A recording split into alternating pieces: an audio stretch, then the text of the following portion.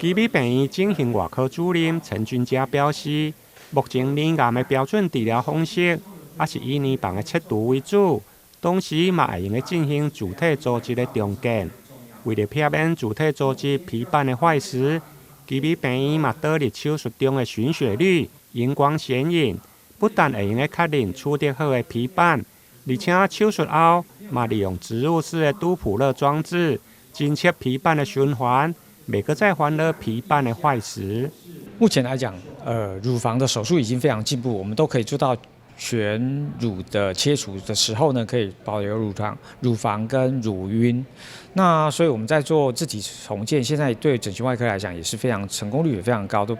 高达98%以上。那主要就是说，我们现在会遇到2个困难，一个事情是说，我们当从病人身体取出我们自体的皮瓣的时候，其实有时候我们没有办法完全知道说我们取下来皮瓣是不是循环都是非常良好，所以我们可以在摘取皮瓣的时候，我们用这个所谓的循血率，就是 ICG， 现在也广泛应用在一些外科手术身上。那我们可以透过这个显影剂，就很清楚的、明显看到说，整个皮瓣循环比较好的地方。那我们可以用皮瓣循环比较好的地方，用来做我们自体脂肪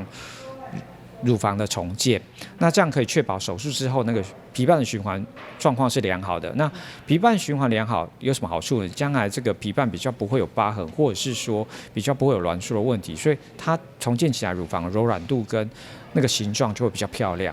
再来就是因为我们现在做乳头、乳晕的保留，所以我们的皮瓣全部做埋藏在我们这个乳房的皮肤组织底下，所以一般来讲，在外面我们是看不到，伤口都缝起来，我们是看不到皮瓣的。所以手术之后的监测来讲，对我们来讲像是相当困难。可是现在我们可以用一个植入式的一个血流杜普勒血流监测器，我们只看到一条导线，然后把这个我们探测器埋藏在这个我们吻合血管地方。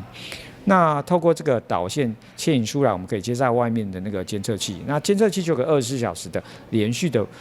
去告知我们这个循环是不是有问题。整形外科主任陈俊佳表示，目前 ICG 荧光血流的监测，除了应用在外科手术，另外在完成血管吻合的手术后，在血管吻合的位置植入杜普勒的装置，不但会用在24点钟来监测血流是不是畅通，确保皮瓣拥有良好的血液循环。患者嘛，唔免再每点钟被打了一解来做监测。台南新闻林跟采访报道。